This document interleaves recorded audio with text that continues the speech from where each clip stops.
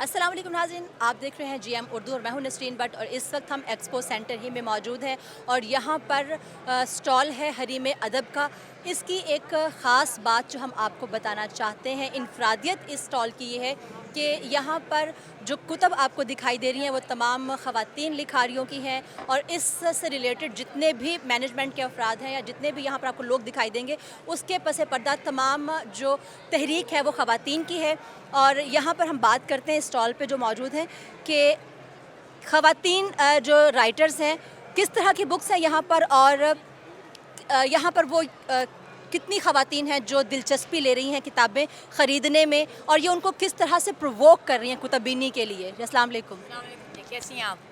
जी, आप मुझे ये बताएं कि ख़वातीन जो हैं उनको आप कैसे प्रोवोक करती हैं कुतुब-बीनी के लिए, या कितनी ख़वातीन हैं, आपको क्या लगता है ख़वातीन कुतुब-बीनी की तरफ आ रही हैं? क्योंकि ख़वातीन जो हैं उनका एक अपना अंदाज़े ज़िंदगी है, मसरूफ़ होता है, तो वो कम किताब को टाइम दे पाती हैं।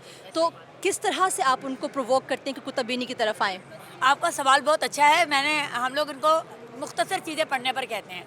हम उनको कहते हैं आप 25 रुपए की चीज़ ले लें, 20 की ले लें, 10 की ले लें। आप जो है ना, उसके बाद फिर जब ख़वातीन हमसे इज़हार करती हैं, हमें इस बात की खुशी है कि ये जो बुक फेयर लगा हुआ है, ये बुक फेयर जो है ये असल में इस बात का मज़हर है कि ख़वातीन बेशक कम ही सही, लेकिन बहरहाल जिनके अंदर पढ़ने का शौक़ होता है वो ज़रूर लेती हैं। और किस किस्म का अदब है जो ख़वातीन पढ़ना पसंद करती हैं? बच्चों का अदब है इसमें, यहाँ पे ख़वातीन का अदब है, यहाँ पर अफ़साने हैं, यहाँ पर आपको नावल मिलेंगे, यहाँ पर आपको जो है ना मतलब कि सीरत पे किताबें मिलेंगी, यहाँ पर आपको ऑटोबायोग्राफ़ी मिलेगी, और ये करने वाले ख़वातीन ख़ुद हैं। लिहाजा हम ये नहीं कह सकते कि जो औरतों के लिए जो अदब तख्लीक हुआ है वो औरतों ने ही किया है, मर्दों ने नहीं किया। अच्छा, मुझे एक चीज़ बताएं कि जो आप लोगों का एक बहुत ज़बरदस्त सा थीम है हरीम अदब की, इसमें तमाम जो राइटर्स हैं वो भी ख़वातीन हैं और उस हरीम अदब की जो मेंबरान हैं वो भी तमाम ख़वातीन हैं। ये आइडिया कहाँ से आया और कब से जारी है? जी, ये 1947 की बात है कि एक हमारी खातून थी सईदा अहसन, उनके घर से ये हरीम अदब शुरू हुआ। ये पहले एक कमरे से शुरू होने वाला एक छोटा सा अदबी प्रोग्राम था जिसमें इस्लाम पसंद ख़वातीन जो थी ना वो मुल्क के मशहूर मारूफ जो है ना वो रसालों में अपना राय भेजा करती थी और उसके मुताबिक पढ़ा करती थी, और जो ख़वातीन उनको अच्छे लगते थे उनको अपने साथ शामिल कर लेती थी। आज ये हरीम अदब माशाल्लाह मुल्क के काफ़ी हिस्सों में है, और आप ये इस बात पे हैरान होंगे कि हमारे यहाँ पे इंग्लिश में भी मवाद है, उर्दू में भी मवाद मिलता है, और हमें हर महीने जो है ना वो दिया जाता है। हर महीने हमें मौज़ूआत दिए जाते हैं जिन पे हमने किताबें पढ़कर उसमें से अपना व्यू लिखना होता है। तो हम इस बात के बड़े खुश नसीब हैं। हम इस बात ये हमारी जो जद्दे अमजद हैं, यानी जिन्होंने ये हरीम अदब शुरू की, उनका नाम है सईदा अहसन। सईदा अहसन इस वक्त इस दुनिया में नहीं है, लेकिन आप देख लें कि वो ख़ुद भी ऐसी खातून थी जिन्होंने अपने मतलब के अफसाने लिखे हैं, अपने इर्द गिर्द के होने वाली दुनिया को देखा है, दर्द को महसूस किया है, औरत के मसाइल को उन्होंने औरत की नज़र से पेश किया है और इस्लाम के लिहाज से उसका हल पेश किया है। अच्छा, जो नई लिखने वाली ख़वातीन हैं, हरीम अदब उनकी कितनी सरपरस्ती करता है और किस तरह से करता है? ये जो नई लिखने वाली हैं, हम ऐसी नई लिखने वालों के नावल अफसाने उनके मजमुआत चेक करवाते हैं, उनका जो है ना उनके तहरीरों का शात का एहतमाम होता है, और फिर हम लोग जो है ना जो हम मेंबर्स होते हैं वो ऐसे लोगों की जो है ना चीज़ें ज़रूर लेते हैं ताकि जो है ना हमारे लोगों में कुतुब-बीनी का शौक़ बढ़े, और फिर उससे जो है ना महमीज़ पा के बच्चे और ज़्यादा मेहनत करें। आपको मैं बताऊं कि हमारी जो सबसे कम उम्र जो हमारी एक तालिबा है, 23 साल की उम्र में उनकी 2 किताबें आ चुकी हैं, एक नावल और एक अफसाने। आपके प्लेटफॉर्म पे जो है पब्लिश भी होती हैं कुतब? जी जी, बिल्कुल होती हैं पब्लिश। यानी कि ये होता है कि अगर हम लोग अदारा बतूल के मुताबिक भी काम करते हैं। हमारा अपना तो कोई पब्लिशिंग नहीं है, लेकिन हम जमात इस्लामी के पब्लिशिंग फॉर्म से वहाँ से फ़ायदा उठाते हैं। कहा जाता है कि पढ़ी लिखी माएँ दो, आपको पढ़ा लिखा मुआशरा दिया जाएगा। तो इसमें कोई शक नहीं है कि ख़वातीन को अगर प्रमोट किया जाता है, उन्हें प्रोवोक किया जाता है, लिखने की तरफ उनको तरगीब दी जाती है, तो यकीनन एक मुआशरा, हम सेहतमंद मुआशरा उसको तश्कील देने में अहम किरदार अदा कर सकते हैं। हरीम अदब ही के तहत ऊपर एक छोटी सी एहतमाम किया जा रहा है तकरीब का, हम आपको उसका भी अहवाल दिखाएंगे और वहाँ पर किताबों की रुनुमाई जो है वो की जा रही है। तो आइए आपको वहाँ पर भी लिए चलते हैं।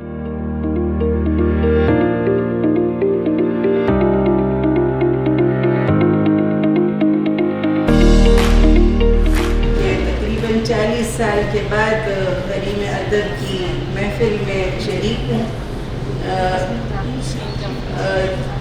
तकरीबन 40 साल पहले मुझे याद है खाला ज़ोहरा की सुर्ख सी वैन होती थी और इसी तरह भरी दोपहर में वो हमें खाला जान बिंतुल इस्लाम साहिबा के घर लेके जाती थी। और 1984 में जब पहली इल्म अदब कॉन्फ्रेंस हुई तो आपा उम्मे ज़ुबैर और आपा बिल्किस सूफ़ी ने मुझे रात कोई वो उनका एक अंदाज़ था कि वो बुलाती थी लड़की इधर आओ और इधर बैठ के ना कुछ लिखो। वो मुजल्ला छपने जा रहा था इदारे इल्म अदब की कॉन्फ्रेंस का, तो कहा कि इसमें ना कुछ लिख लो। तो मैंने उनकी एक अफ़गानी मुजाहिदा की एक कहानी जो थी तो पहली दफ़ा लिखी, उनके सामने ही लिखी। और वो जब गिलानी साहब के पास पहुंची तो उन्होंने उसको उस मुजल्ले में शामिल किया और मुझे बड़ा फ़ख्र है, वो मुजल्ला अभी तक मेरे पास रखा हुआ है। और मैंने उसमें राहील हुसैन अहमद की नाम से मैंने उसमें अपना पहली कहानी 1984 में मेरी छपी थी।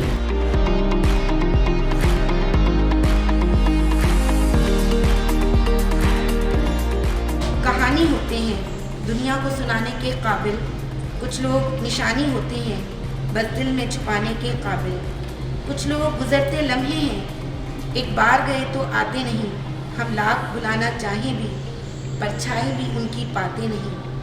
कुछ लोग ख्यालों के अंदर जज्बों की रवानी होते हैं, कुछ लोग कठिन लम्हों की तरह पलकों पे गिरानी होते हैं। कुछ लोग समंदर गहरे हैं, कुछ लोग किनारा होते हैं, कुछ डूबने वाली जानों को तिनकों का सहारा होते हैं। कुछ लोग चट्टानों का सीना, कुछ रेत घरोंदा छोटा सा, कुछ लोग मिसाले अब्रे रवा, कुछ ऊंचे दरख्तों का साया, कुछ लोग चरागों की सूरत राहों में उजाला करते हैं। कुछ लोग सफ़र में मिलते हैं दो गांव चले और रास्ते अलग, कुछ लोग निभाते हैं ऐसा होते ही नहीं धड़कन से अलग। क्या हाल सुनाएं अपना तुम्हें, क्या बात बताएं जीवन की।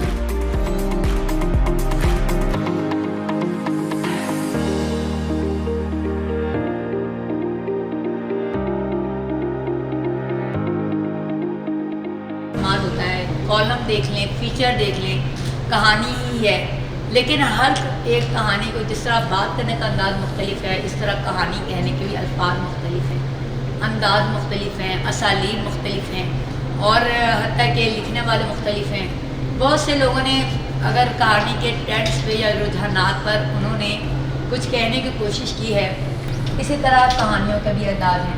हमारी उर्दू जो अदब है उसकी कहानी पर अफसाने पर सबसे ज़्यादा जो असर है वो मगरबी असरात ज़्यादा पड़े हैं। और मगरबी असरात में भी ये है कि हमारे बहुत बड़े बड़े नामों ने, किसी ने रूसी अदब को पेश किया है, किसी ने फ्रांसीसी अदब को पेश किया है, किसी ने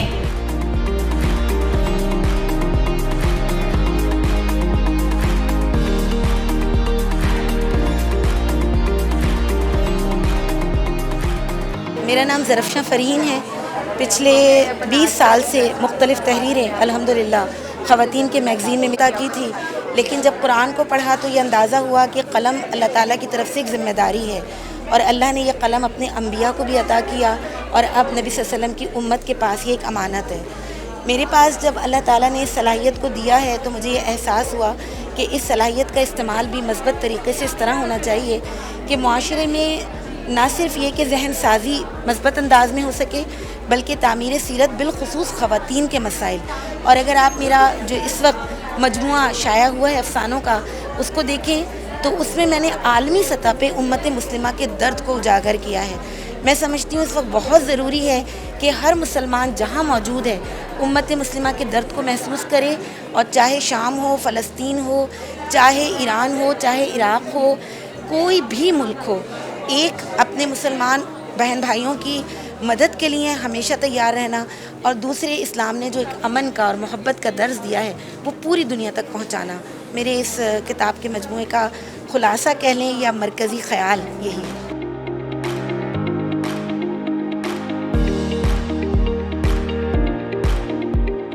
देखिए, عورت نا ایک خالق ہے، اللہ تعالیٰ نے اسے اپنی صفت تخلیق سے نوازا ہے. وہ جتنا زیادہ تخلیقی عمل سے وہ گزرتی ہے اس کے لیے تخلیق کرنا زیادہ ضروری بھی ہے اور زیادہ اس کے لیے آسان بھی ہے. دوسرے لفظوں میں وہ چونکہ احساسات سے بندی ہے، احساسات سے گندی ہوئی شخصیت ہے، اس لیے وہ معاشرے میں بہت خوبصورتی بکھیرتی ہے، کائنات میں اس کی وجہ سے رنگ بکھرتے ہیں. اور وہ جتنا زیادہ وہ ادب میں چاشنی لے کے آتی ہے، میرا خیال ہے اس کی نسوانیت کائنات کا حسن ہے، اور وہ اس حسن کو خود بھی انگیز کرتی ہے اور معاشرے میں بھی بکھیرتی ہے. اس لیے عورت کے لیے ادب بہت زیادہ ضروری ہے. اور عورت کا جو ادب ہے، وہ ادب جو ادب برائے زندگی اور زندگی بے بندگی شرمندگی، یہ حریم ادب کا عنوان ہے. اور میں حریم ادب کی ایک بنیادی کور ممبر کی حیثیت سے بہت زیادہ اس بات پہ اللہ کا شکر ادا کرتی ہوں کہ اس مادہ پرست دور میں بھی اس نے ہمیں حریم ادب جیسی تنظیمیں دیں جو کہ ہمیں اپنے خالق سے بھی جوڑتی ہیں، معاشرے کی روایت سے بھی جوڑتی ہیں اور تخلیقی صلاحیتیں بھی ہماری ابھارتی ہیں. یہ محفل آج اسی تخلیقی صلاحیتوں کے ابھارنے کا اور جمع ہونے کا ایک ذریعہ ہے.